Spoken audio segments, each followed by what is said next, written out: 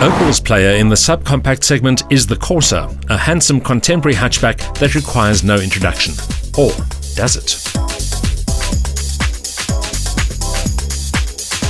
The challenge facing most motor manufacturers is how to keep their models top of mind when that initial launch phase and the excitement that goes around it is finally over. The Corsa has been around for a good couple of years, but for now, Opel has to remind us that it's still a player in what is a very competitive market segment. One way to achieve that is to create a special edition, combining exterior embellishments with improved interior spec, usually at a value-added asking price. The Color Edition uses the 3-door Corsa 1.4 as its starting point, but then enhances that package with a more dynamic appearance, a choice of brighter colors, and a higher level of standard equipment. While the current generation Corsa is a handsome enough vehicle in a Eurocentric, generic kind of way, it's not exactly a head-turner. But this Color Edition is quite the opposite. It comes with a very bright exterior hue, these black wheels with low-profile rubber, and a black roof. So it is a head-turner. More than that, the Corsa Color Edition shouts youthful exuberance, which means it definitely won't appeal to conservative buyers or older folk. That's because this Corsa looks part cartoon car and part hot hatch, and in both respects, it's a hatchback that creates an expectation of enhanced performance. Indeed, apart from the red-hot OPC, the Color Edition looks faster than any other Corsa out there. So, who can blame the young guns for looking at the Color Edition with longing eyes and considerable performance expectations? It's a machine that teases the eye and promises driving thrills.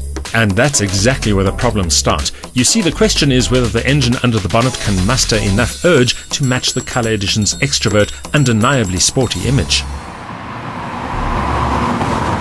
The answer is to be found under the bonnet. Last year, Opel replaced the previous 1400cc unit with a new Euro 5 compliant engine, which produces 74 kilowatts of maximum power and 130 newton meters of torque. It's both more fuel efficient and more powerful than the previous engine, although it doesn't feel that powerful, does it?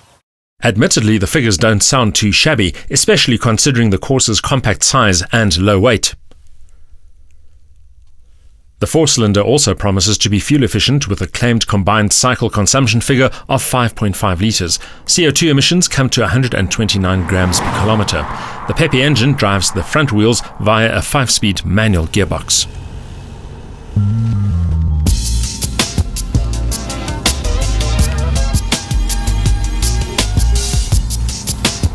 But the reality is not quite as rosy. The car might look zippy enough, but on the move it's quite lethargic.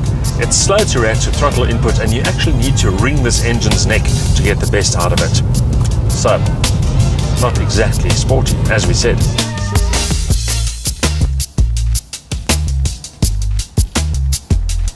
Opel won't divulge any performance figures, but you can bargain on around 13 seconds for the 0 to 100 dash, while top speed is likely to be in the region of 160 kilometers an hour. The problem is that in-gear tractability is poor, while there's a remoteness to the interface between car and driver. The steering, for one, lacks sufficient feedback, while the gear shift action could also be snappier and more direct, even though the gear lever itself looks the short and sporty part.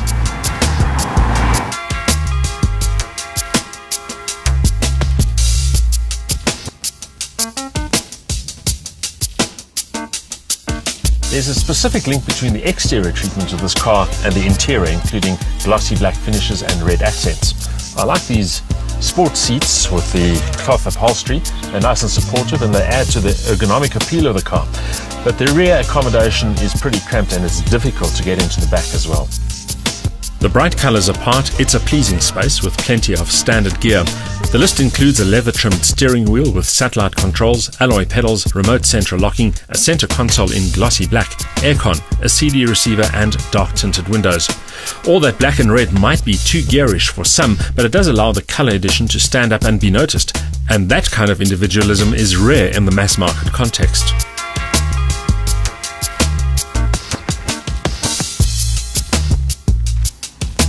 However, as we've said all along, the biggest problem facing the Color Edition is the gap between expectation and reality as far as the dynamics are concerned.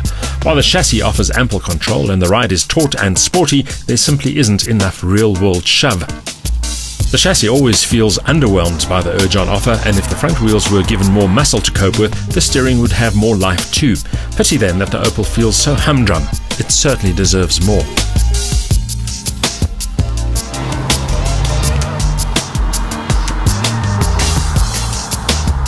The Colour Edition is a good way to stimulate new interest in an existing nameplate, but the problem is that it also creates expectations that a 1400 hatchback simply won't be able to fulfill.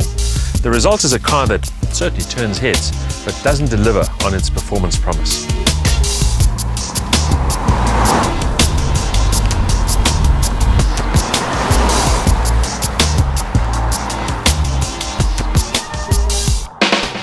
The power and torque outputs are decent for a 1400 engine, while the Corsa's sport suspension adds grippy handling to the equation.